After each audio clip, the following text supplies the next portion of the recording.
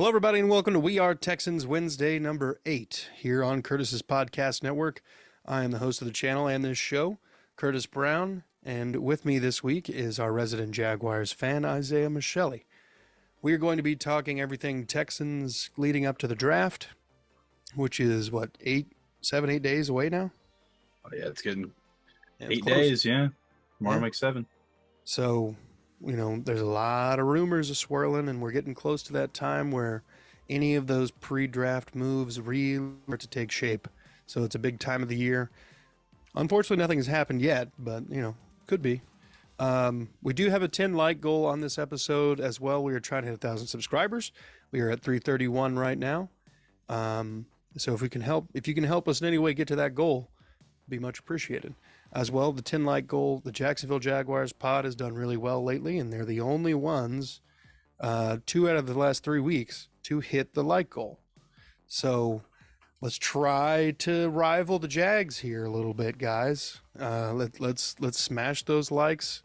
We want to get put in front of more Texans fans, and basically just any football fanatic in general. So, let's get into it.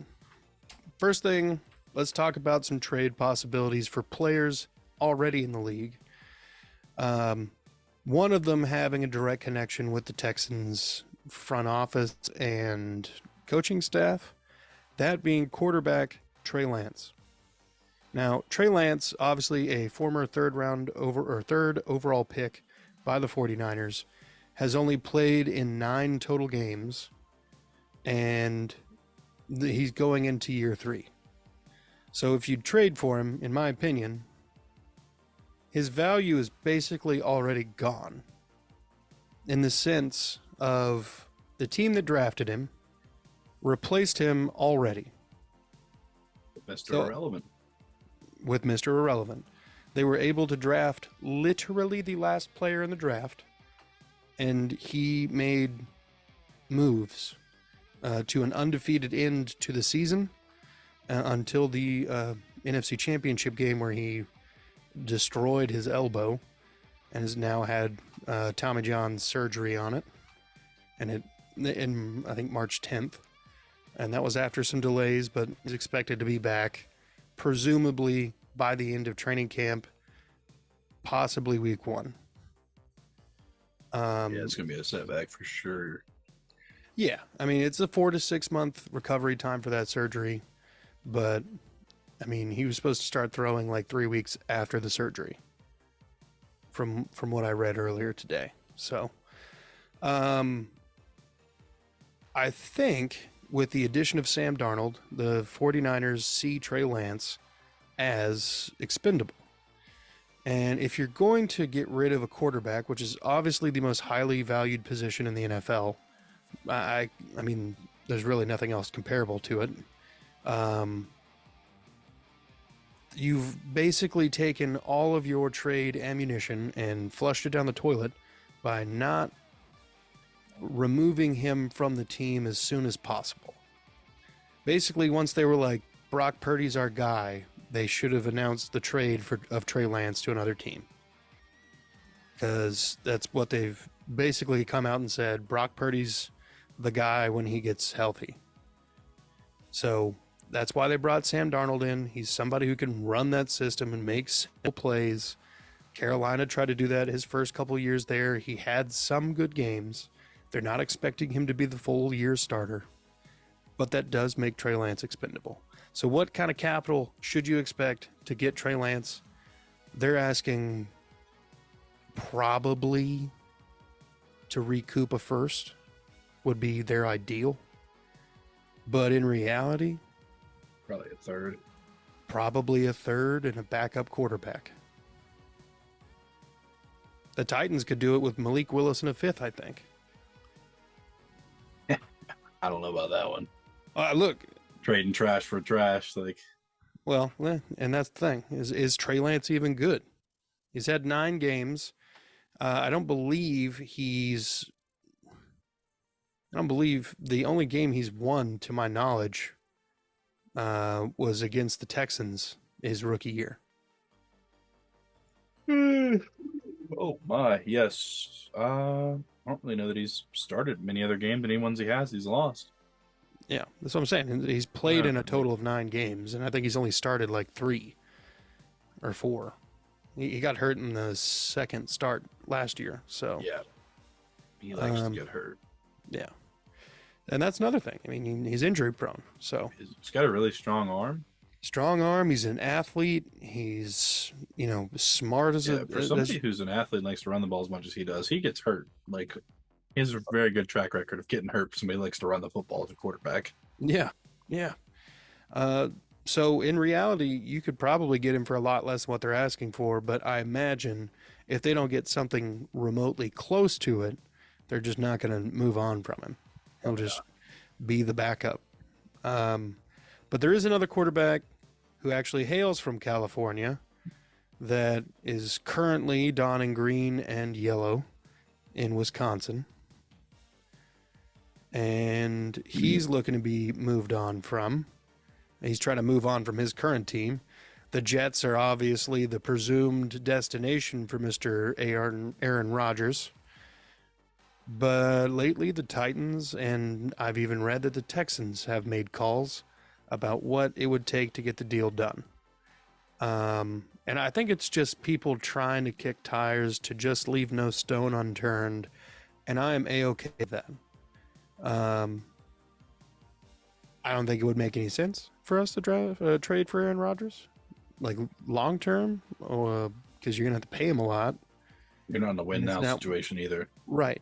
So he Yeah, would be taking a step back on team. So 60 million cap, and he's not gonna be happy there. So no, from me on both of those trades. If you're going to take somebody in the draft, do that. If you're not going to, that's fine too with me. Well, you better load up with as much talent at every other position you do take, because there's a lot of positions of need. Which does bring me to my next point: quarterbacks in this draft. In my opinion, and you can chime in here anytime you like, okay? In my opinion, there are 2 quarterbacks who are known commodities in the sense of maybe you don't know the ceiling exactly, but you know where the floor is with these guys, provided they land in a situation that, tries to foster to them. And yeah. those 2 quarterbacks would obviously be CJ Stroud and Bryce Young, right? Oh yeah, The other quarterbacks, in my opinion, are question marks. It's an iffy, like, okay, well, you got to do all this, like, if you get Will Levis, you got to make sure that he's surrounded by everyone imaginable talent wise. he reminds me of like Zach Wilson 2.0. He's got like a really bad attitude. Like he thinks he's the greatest thing since sliced bread. Like, Yeah, yeah, he just kind of reminds me of like a bigger Zach Wilson. yeah. And then you got Aaron Anthony Hernandez, Richardson. No, different killer. Gator. You got Anthony Richardson, AR-15, and he was a combine warrior. He had a mediocre season at Florida, and he showed a lot of inconsistency from game to game. Some games like against Tennessee, he went out and balled the hell out. Yeah, like what, 4 touchdowns or no? He had 2 in the air, 2 on the ground, 4 Yeah. something in the air. Like, Yeah, balled yeah. the out. Had a great day. Probably should have won the game had a couple plays gone different ways. But as it is, I mean, I would say that was probably his best game other than maybe the Easily. Utah game. Nah, that was definitely his best game. Yeah. But I feel like with his small sample size in college and the things that you're going to have to work on, he's not a guy that you want to come in day one to be a starter. You want him to sit down behind somebody, learn the game, develop his craft a little better, work on his accuracy, work on his pocket presence, and let him, digest the game a little bit more. He's still very young. And then you got Hendon Hooker, who's on the other end of that game, who's the opposite on the age spectrum. He's 20. He'll be almost 26 when I the think season so, yeah. starts. Mhm. So he's an older guy, but I think that's going to lead him to being a little bit more comfortable in the locker room. He's going to be basically the same age as some of these guys who are on their second contracts. Yeah. Um, Yeah. yeah. So I think that's going to allow him to be able to step into a leadership role a little quicker if that's what the team thrusts him into that takes him. Um, a lot of people give him a knock because of the system that Tennessee ran, and I understand that. You know, it's basically an up tempo offense that on paper doesn't look super intricate, but I mean, Hendon Hooker was the entire brains of everything. If there was a hot route to be called or an audible, he was the one making that decision on the field. Alerts, you know, all that stuff. So he knows the game, all that stuff, but can he stay healthy? Can he handle taking under center snaps? These are the what if questions about them. And there are some people who think he could fall late into the first, maybe even second round. See, I don't know where this came from though. Like, I know before his injury, he was like high second, like late first potential. Mm-hmm. But then, like after his injury, people were like, "Oh, he's like third rounder," and like now all of a sudden, people are like, "Oh, he could go in the first round." Blah blah blah. It's like I don't. He's jumping around a lot, and I don't know if it's for story. I don't know if it's because people are really. I know the Senior Bowl definitely helped when he went out to the Senior Bowl and was coaching dudes and helping out and like being that definitely helps. But he's Yeah. kind of been a little bit of a wild card in terms of how they've like graded him out and like moved him around the board so much. Yeah. I mean, I've seen people rate him as high as the number 3 quarterback, and I've seen him Yeah, rated, you know, like 6 or 7 just because of his injury and his age. But um, I don't, you know, I'm not super sold that CJ Stroud or Alabama, CJ Stroud or Alabama, wow, or or Mr. Alabama. or Bryce Young are not the product of a system and a talent pool that fosters quarterback play and Heisman winners and, you know, gaudy stats. I think I Mac personally think Jones, CJ Stroud is better, but yeah, but like let's look at the track record here with both of these schools. They've oh yeah, had numerous first round draft picks at quarterback alone, and in recent years, they have not done extremely well. Mac do a Jones concussion is, Aloha. yeah, who contemplated retirement this offseason, Yep, me too, which, buddy. you know, everybody was, oh, two was really good. And if he would have retired this offseason, the Dolphins would have been Hilarious. irate. Oh yeah, Mac Jones is on the trading block for the Patriots. Um, Bailey Zappi. What? yeah, Western Kentucky. What? Yeah, Uh, yeah. I can't Honestly, I even. mean, Oh, yeah. I mean, when it comes to quarterbacks, I mean, clearly the highest ceiling in the draft is Anthony Richardson, but he probably has the lowest floor out of all of the top quarterbacks yeah, yeah, because like he's inconsistent. I mean, he comes into the league with a top 5, if not top 3 arm in the league in terms of arm strength. He makes the wow throws, but his reads are off. I mean, again, like we talked about before the show, he probably had the worst receiving core out of the main quarterbacks. yeah. He Well, really didn't have a good supporting cast. He had a decent O line, but like I you would know, say it'd probably be a toss up between him and Kentucky. Will Levis.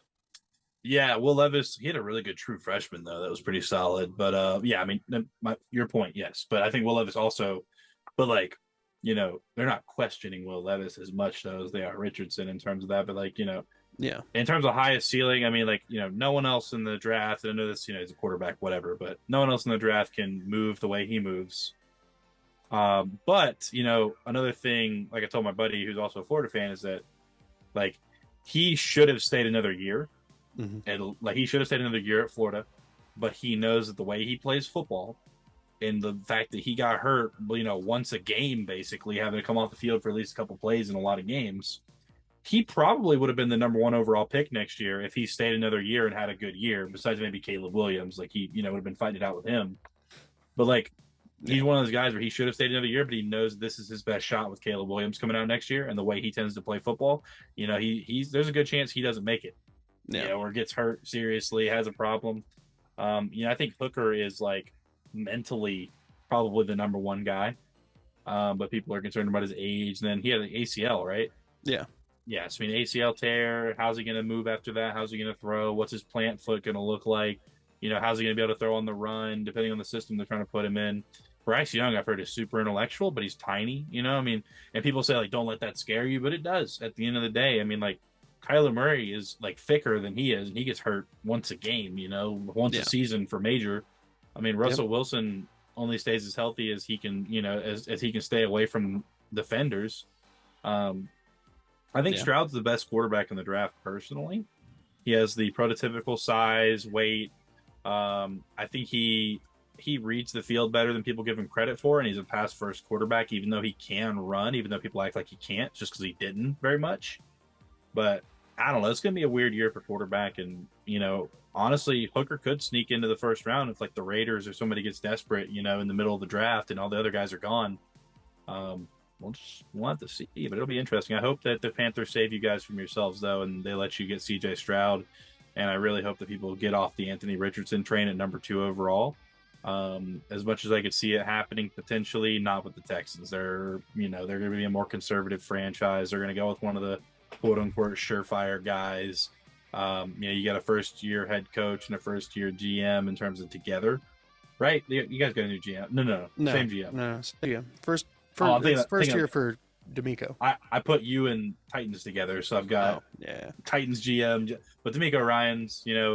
I think CJ Stroud is the better choice for you guys. I think he's the good mixture of NFL level talent, fly or something, and also NFL or highest level of talent to play evaluation ratio. I would say I don't know how to really put that better, but again. We'll see what happens. We'll see who Carolina drafts. I mean, Carolina's come out and been like, oh, we haven't told Bryce Young he's the first overall pick, but he also canceled all his other interviews. So, yeah. That means he's either going 1 or 2, and it's probably not 2.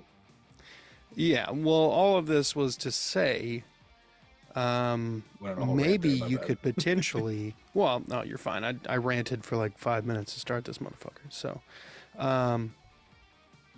all that was to say that potentially the Texans could forego drafting a quarterback at 2 or 12. That is an option that exists. I've seen and heard a lot of smoke coming from that camp, we'll say.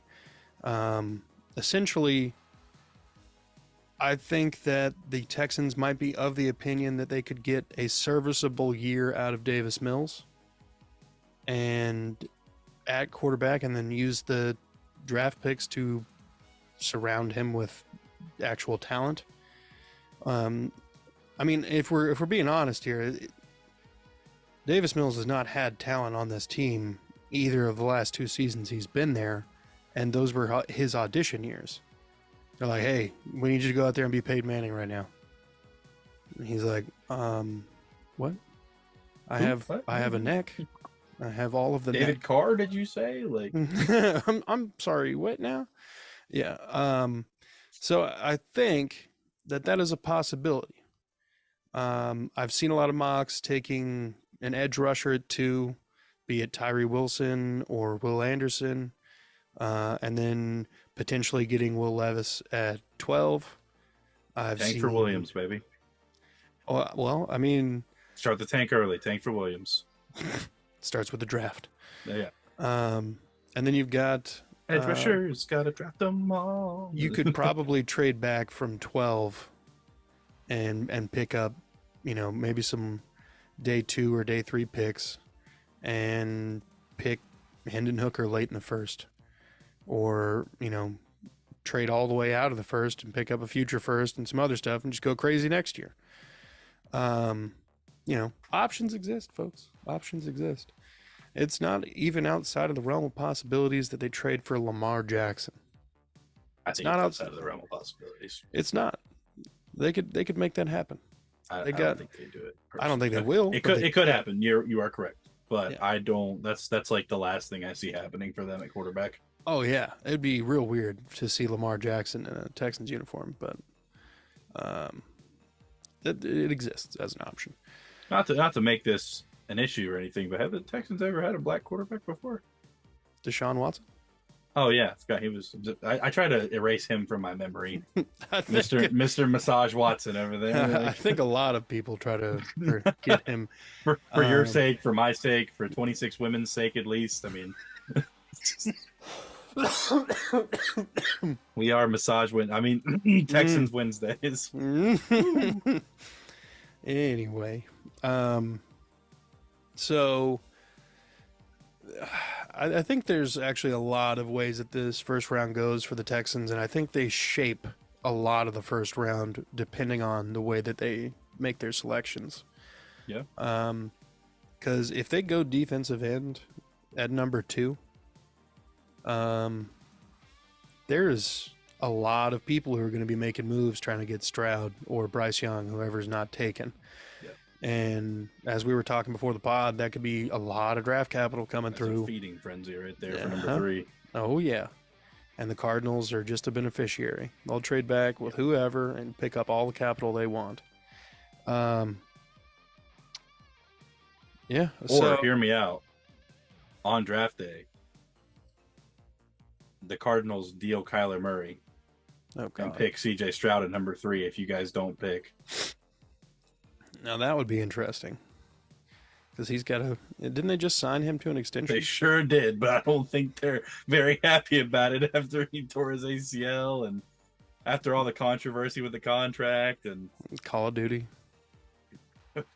yeah. Call of Duty came out, guys. I can't play. It's on a 2-year rotation now, so like it's always out now. Yeah. Oh God. Well, I think we're coming up towards the end here. Do you have any closing Texans thoughts? I mean, kind of an AFC South thought. Okay. Like it's great as a Jags fan, you know, now that we have Trevor Lawrence, like, you know, we have our guy. You know, I mean, I would say the closest second as of right now is Ryan Tannehill. But it's like it's crazy to think that there's potentially going to be 3 new quarterbacks, like rookie quarterbacks in the AFC South next year. Yeah. Like if everything goes like I think it is. I don't know what you really think is going to happen or whatever, but like if what I think is going to happen, and we've got potentially, you know, CJ Stroud, Will Levis, like somebody else maybe, depending on who moves where, what happens, Anthony Richardson, like it's going to be a really interesting year next year. And, you know, it might propel the Jags into a position where we take the conference again just because of that. But like next year though, like a year out from now, when the Texans can put even more people and like, you know, everybody can do that, like it's going to be a really good conference if we have, you know, 4 really good young quarterbacks like that. Yeah. And I think that it's going to be good for the AFC South. And I think you guys, if you're lucky and you guys do end up picking a quarterback at number 2, you know, the Panthers will save you guys from Bryce Young. Y'all get CJ Stroud. And I think that you guys will be a solid team for years to come, as long as Texans ownership doesn't do the thing they've done for like, 3 seasons in a row. And just one and done the coach. Yeah. Like, give him a year, bro. Yeah. Like, give him 2. Please. Like, okay, they got the, okay, cool. They didn't go that well. Well, you also just had the 2nd overall pick. Like, maybe cut some slack, you know? Like, yeah. It's I think they should have kept Lovey around. I think they should have kept David Culley around. Like, at least give him the 2 years. Like, you know, if they go 2 years, there's literally 0 improvement, and you're not in the front office. Like, tank, please tank. You know, like, even I guess they even were for Lovey Smith, and they're like, bye. But it's just like, just give them time. I really hope you guys do, and I think it'll be a great conference moving forward if you guys can all kind of get somebody in division. Yeah. I mean, kind of to a greater extent. Technically, yes, but yes, both ways. I keep on doing that, but yeah, like who does the NFC have? Nobody. Brock Purdy. Yeah, because Aaron Rodgers is talking about leaving. Yep. So Brock Purdy and that other guy, and it would be Brock Purdy, Cousins. Kirk Cousins, Dak Prescott, Jalen Hurts. Dak Prescott is the best quarterback in the league at throwing to the opposite color jersey. Mm. I would agree if Interception Davis record Mills being broken this year. he did what now? I said, is the interception record getting broken this year? Oh damn, Jameis Winston would love that right now. I know, right? 30 for 30. Well, all right, folks. Yep. Thank you guys for watching. Let's hit that 10 like goal. Let's hit that subscribe button and the notification bell so you don't miss any future shows. And be good people. Isaiah, thank you for joining me. Of course, always. Go Jags.